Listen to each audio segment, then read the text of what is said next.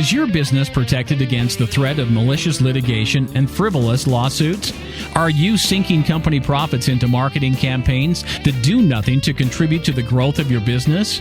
Bottled Business Sense provides practical business perspectives that uniquely emphasize both legal and media marketing strategies to protect and ensure the longevity of your business. Now, whether you're trying to provide a startup business with some level of stability or an established business with foolproof asset and estate protection, or simply attempting to get a better return for your business marketing dollars, Bill Bernard and Rick Moscoso will expose potential pitfalls to ensure the security and growth of your business, free from unwanted expense and the threat of litigation.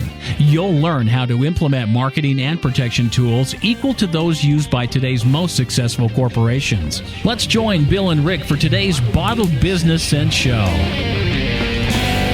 Well, good morning, everybody. We're here again for another show, the Bottled Business Sense Show. I'm Bill Bernard, one of your co-hosts. I'm here with my co-host, Rick Moscoso. How are you, Rick? I'm doing great, Bill. Good. Great to be back here on Tuesday morning. It certainly is. We've got a great show planned. The Bottled Business Sense Show is here every Tuesday morning at 10 a.m., essentially, in a nutshell, as the intro says, to provide stability and protection for your business. We want to protect it. Look at the logo. The ship is in the bottle. It's protected. Your ship is your business, and that business moves forward through profitability and implementing the proper marketing tools while it's fully protected. And that's really what we're here to give you: the full gamut of marketing, estate, asset protection, and of course employment issues that you may come across in your business. Right. Today's show has to do with outsource marketing. When do we outsource marketing, and what are some of the marketing tools that we utilize that become so valuable and so big in our business that we eventually have to then outsource it? So we're going to approach this in two ways, Rick. We're going to talk about the specific marketing principles, what they are, and how to use them to a large extent, as well as when to outsource them. That is, when to have someone else do it on your behalf. Mm-hmm. Okay? And I thought the most appropriate way to do that initially would be to talk about blogging and the importance of blogging and how often you might want to blog, because I've heard so many different things, Rick, where you blog once a week, once a day, once every month. How do you get a gauge? What's the importance of blogging, and how do you get a gauge on how often to do it?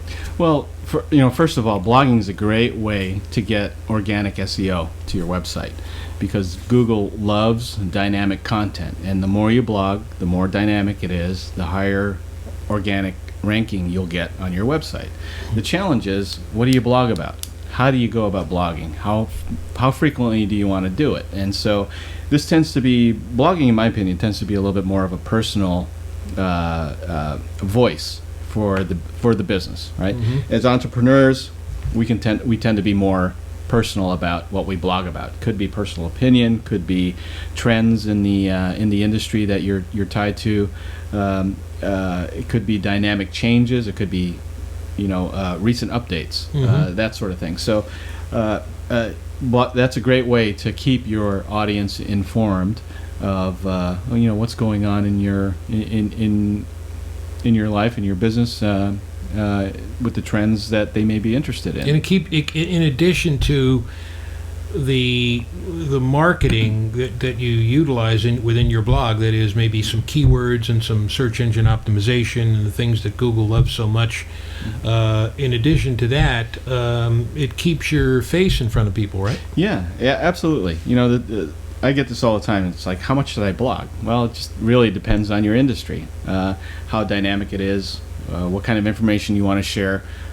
For instance, I know real estate agents, they want to blog more frequently than maybe a business that's not so apt to economic changes mm-hmm. so quickly, in their business. So for a real estate agent, they may blog once a week, maybe even twice a week in social media. This is totally different than email marketing. So just keep that in mind, because blogging you can tend to do a little bit more frequently. email marketing people are more sensitive to getting so many emails Right. in their email box, right? Right. I agree with you wholeheartedly there. Yeah. Yeah. You know, in addition to this blogging, you know, craze that has become so very popular, and rightly so, you can also post your comments or on other people's blogs and take advantage of what they do in order to get your information and your popularity out to the public as well, right? Yeah, absolutely. You know, we're in a society now, especially an online society, where the sharing of information is widely practiced, and you know, if you have something valuable to share, go ahead and do it, as long as it's relevant to the conversation where you're maybe cross-blogging to, Mhm. right? You always have to keep that in mind. But you know, there's a different, it's a different flavor than what you would send out in an email. You can be much more personal in a blog, and a lot more people might see that blog post on your website. Not only your audience that's tied to your website or knows about you, but if you do enough blogging, it could come up in the search engine, that particular blog article that you're writing to. And one of the things that I would suggest is that if you're using WordPress, there's a free plugin that you can get from WordPress, and it's called Yoast. Yoast is a great SEO tool that will show you, let's say you do a blog article or you do a blog post. Inside of that blog post, as you scroll down, you can see the different keywords or different requirements that will help boost your SEO. So as you add those items in, you'll actually see immediate, the temperature gauge, so to speak, will actually start to rise as you insert different keywords, a mention of the blog article itself within the description of the within the article. All these different things helps boost the SEO of that blog post right within WordPress. Now, if you're not using WordPress or you don't do your own website design, then talk to your website professional to see how they can help you maximize the best organic traffic that you can get with blog posting. So your feeling then would be probably what, maybe once a week? Somebody at least should be blogging at least once a week? I think so. Yeah. I mean, that's not, to blog once a week isn't. I know really, nothing's written in stone, but Yeah. but rather than what you feel you can devote the time to, because part of the show today is devoted to when you have to outsource. You may not have the time to do it. Right. Let's say you have to outsource it in order to keep up with the specific time period that you have to blog. And what I mean by have to blog is, does Google or search engines put a criteria on how much you should blog in order to be able to stay up higher in the rankings? In other words, is there a criteria or a baseline there? I'm not privy to the algorithm that they use, but from what I understand, the more you blog, the higher ranking or higher ranking points that you end up getting in SEO. So you know, so there's no such thing as you blogging too frequently then? No, not at all. Not at Okay. all. As long as it's relevant to your industry. Okay. And I think you can do it as much as you want. Right. You know? And I would urge everybody out there, and this will go into the next subtopic that we have as well. I would urge everybody out there who is blogging, especially if you're in a specific profession like doctor, lawyer, accountant, to have a very good disclaimer that you utilize, so people understand that this is educational information to some extent, and it's not being used to incorporate into your own personal situation, should you have one that might apply to that particular blog. Mm-hmm. But Rick, how does blogging differentiate from article marketing, for example? And what is article marketing? How do you distinguish it? Well, that's a great question, because article marketing is more subject-based, more factual than opinion-based. It could be as simple as a description to a trend, you know, information that isn't published as frequently as blogging. Think of an article more like an email message that you send out on a let's say bi-monthly basis, like in a newsletter or something like that. So article marketing is a great way to publish online your maybe an email newsletter that you have. But in addition to the email, you can submit these articles to other websites, right? Or to other people that you want to cross-market to, and also include your contact information, which primarily is your website, because those links, any outside links back to your website, right, Google loves that stuff. So the more people that you can syndicate the article to, the better ranking you're going to get organically, because it looks for how many websites out there are actually pointing back to your website. Yeah.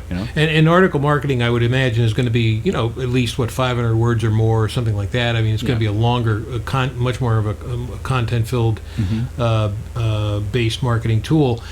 But also, now, Rick, you mentioned something interesting about backlinks. But I've heard, and I think from what I understand, it's very valuable to be able to take someone else's article, incorporate it into what you're doing, obviously give the individual credit for what that person wrote, or maybe even take someone's full article, put it in a newsletter that you author, give the individual the credit he or she is due, and then put that link to that person's site in your article or your newsletter, whatever the case may be. In other words, Google likes this "let's all be friends" kind of a thing, don't they? Oh yeah, absolutely. And it at the end of the day, it really helps in your helps with your online tribe that you're following from all the different social platforms that you have. It helps us all build bigger tribes ourselves, right?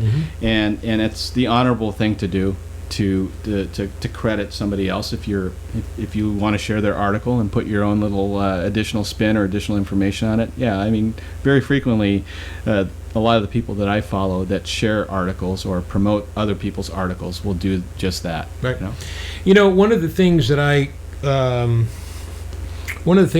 also read and I've utilized myself, Rick, is where you will get various publications from various groups that might be involved in your business. For example, you go to LinkedIn, would be a good example, where you can join a number of groups that you choose to join, and they will send you articles or different publications.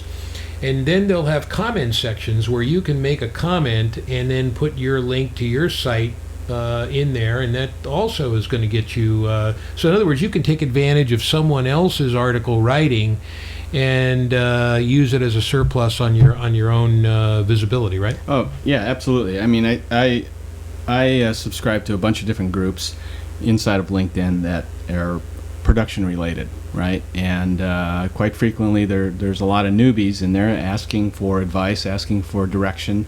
And if I have an article that I can share with them in addition to my feedback or my opinion, then it's a great way to position yourself as an expert in knowledge resource to a particular group. So it's a great idea to do that. And it's funny you mentioned that, because I was going to ask you next about establishing yourself as an expert in your field. In other words, I would assume, correct me if I'm wrong, that the more content marketing you do, two things happen. You start to become an expert. You start to be recognized as somebody who knows what they're saying, what they're talking about. And in addition, now you've probably gotten to a level where you need to take some of this stuff and outsource it to somebody else who knows what they're doing, because that allows you to spend more time in what you're most knowledgeable at doing, and that is your profession, right? Yeah, I mean, it's a fine balance, a fine line that you have to consider, especially when you're first starting out. You're trying to create a voice, you're trying to create a brand, and for you really need to take control of the blogging and article marketing first. Right. To establish a baseline of what your audience can expect from you. Right. And then as you grow, you get busier. The challenge is to find somebody that you can trust, that you can hand off the article marketing to or the blogging to. And then really that's the whole key. Who do you know that you can trust, that's knowledgeable enough in your business to do it on your behalf. Well, let's talk about that. But before we do, let me take a very brief commercial break and introduce one of our newer sponsors, and that is Mr. Rick Regal, and his name is spelled R-I-E-G-L-E. Rick Regal, and he's with Edward Jones here in South Orange County, California, and he's a financial advisor.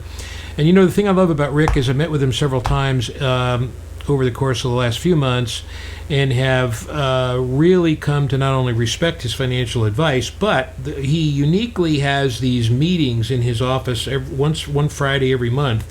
And in that meeting, he invites his clients, he serves coffee and donuts, and not only does he provide the latest market trends by way of a wonderful PowerPoint that he does to keep people up monthly on the trends, but he asks his clients to contribute by addressing specific needs that they have.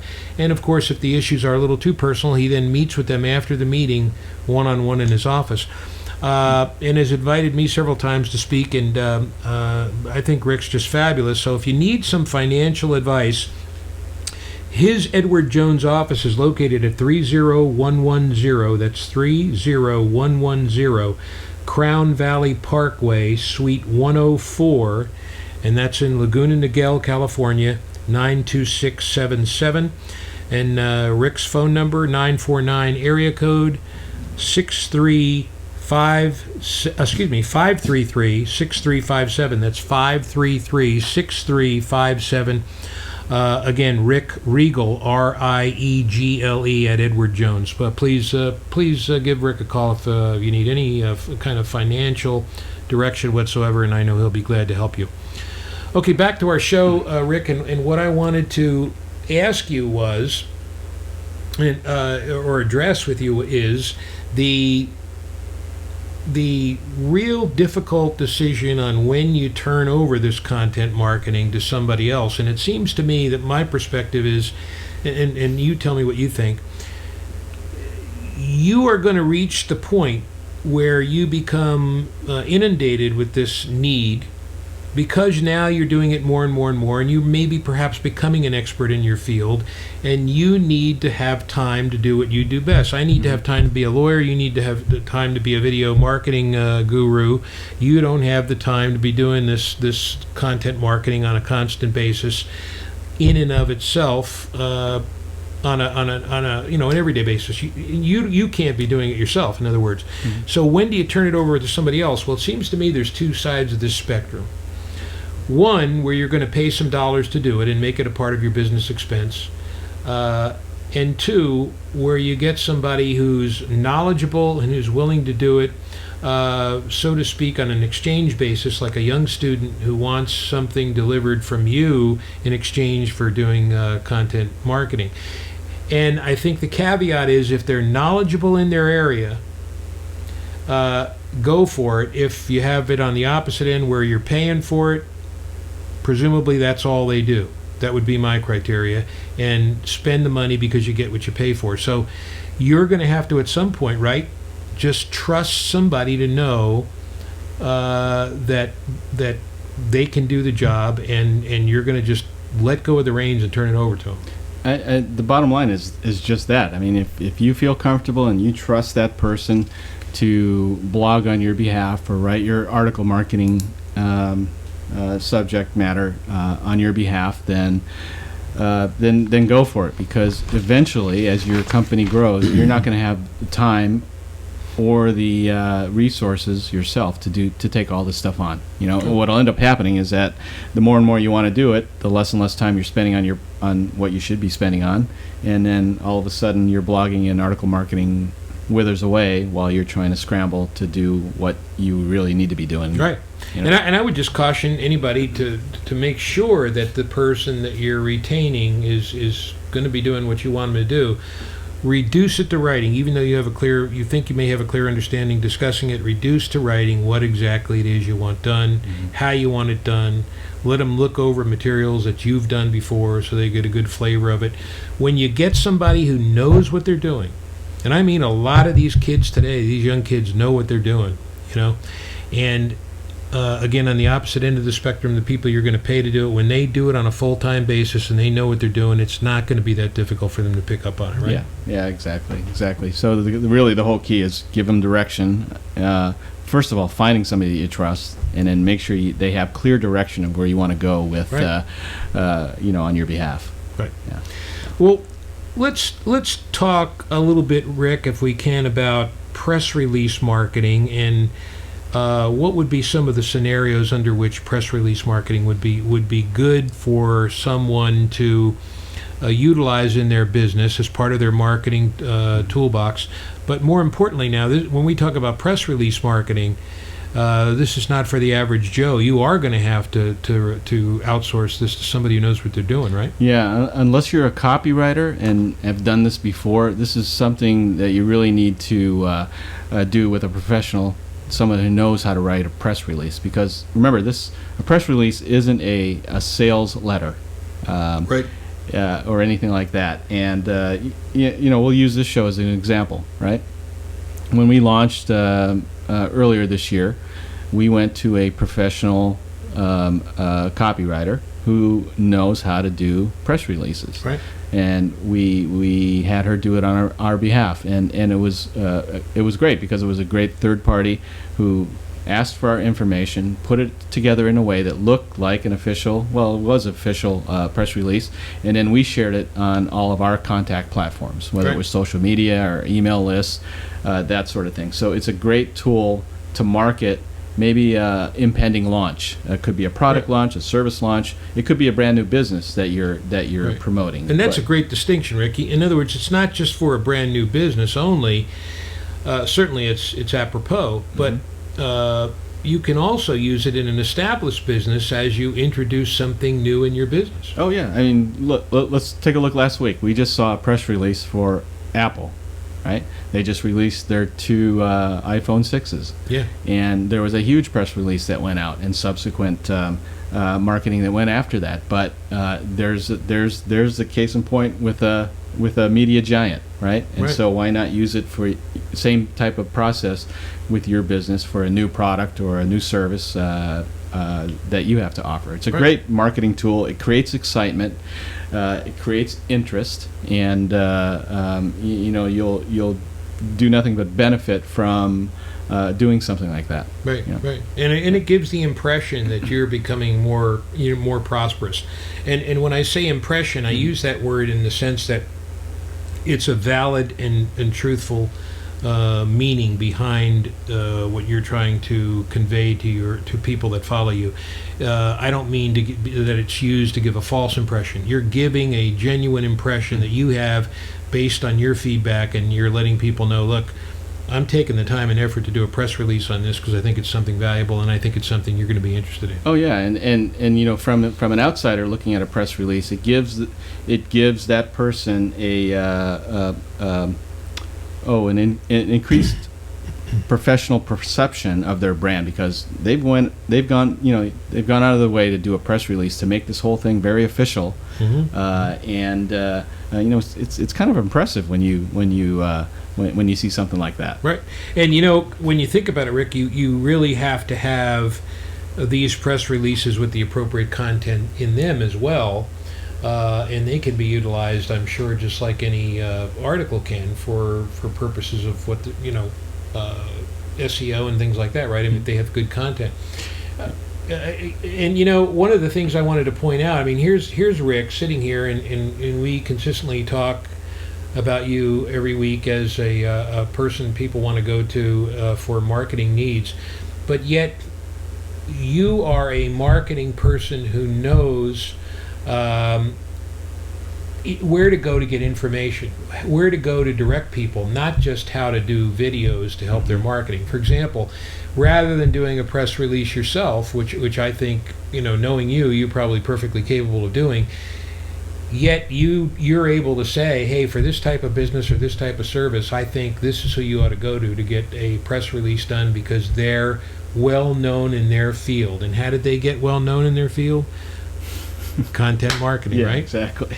So it's just it feeds off. Everybody feeds off of everything, and it works out just fine. Mm-hmm. one of the things I wanted to address at the close of the show, before we get to the end of the show, is what are these directories I keep hearing about, directory submissions and how they organize links under categories and subcategories, and what are these things really all about, Rick, and how does somebody utilize them in their marketing strategy? Well, directory submissions really is a way to just categorize your articles. It could be topic based. It's almost like if you take a look at a blog, right? And I'm sorry, a website. In fact, you could go to your website and you see the blogs that you've written or articles that you've written. On the right-hand side, you have a sidebar that has it organized by date, by subject matter, by keywords, different things like that. This is very similar to the same thing, where it's all categorized under certain topics, under certain categories. So when you're submitting these articles or these blogs, make sure you categorize them correctly. The descriptors it's clear what the subject matter is about, right? And so when you do submit these to the directories, you're listed in the correct place. I mean, you don't want to have an article on legal issues and be listed under plumbing. Yeah, you hit the nail right on the head. But even more so, Rick, this then becomes again time consuming, and when it reaches the point where it is time consuming, you have to know when to pull the plug and say, look, I got to outsource this. I got to turn it over to somebody else. There was an article I saw on the internet a little while back, and it really kind of capitalized why when and why outsource marketing is important. I'd like to read from it to the audience, and it's very brief, and it says, the internet offers small business owners an enormous arena for promoting their brands and services. However, many don't have enough time to give their marketing efforts the time and effort they deserve. Depending upon specific situations and industry niches, the small business owner can choose methods that would provide he or she with maximum brand or service exposure, right?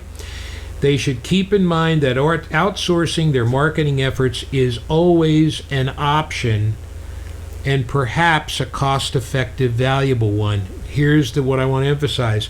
You're going to be paying somebody to do this marketing for you. You now reach the point in your business where you need to outsource, but it can still be a cost-effective event. Why? Because now you're able to devote the time you need to attend to your business, to stop being the business owner for a little bit, to be the profession that you are. So I'm a lawyer and a businessman. I can stop being a businessman. I can tend to my cases more often. And now I'm bringing in more money, and this outsourcing all of a sudden becomes amazingly cost effective. Yeah, absolutely. And that's the thing that people have to consider. Most entrepreneurs won't tend to do that, be in that position to dish out the resource dollars to have that done right away, but eventually you will. No, I think it becomes an emotional thing too. They think, this is my baby. I'm not going to let this thing go. I don't really want to let this thing go, but at some point you have to, and it becomes cost effective. And I think if you think in those terms, it's going to be cost effective for me to do this. Get some quotes. Go out there and see what it would cost you, and say, here's the measurements I've made over the last few years. Here's what I know is happening based on my content marketing. It's proven to be valuable to me. I need to do it, and I need to do more of it. Just like you do more of other types of advertisements or marketing. I need to do more of this. It's paying off for me. I can see what it's doing for me through my analytics. It's time to spend some money on it, and here's where I think I'm going to be able to cover that, because now I'm going to be able to spend more time on my business. Yeah, you find a good social media person that does this day in and day out.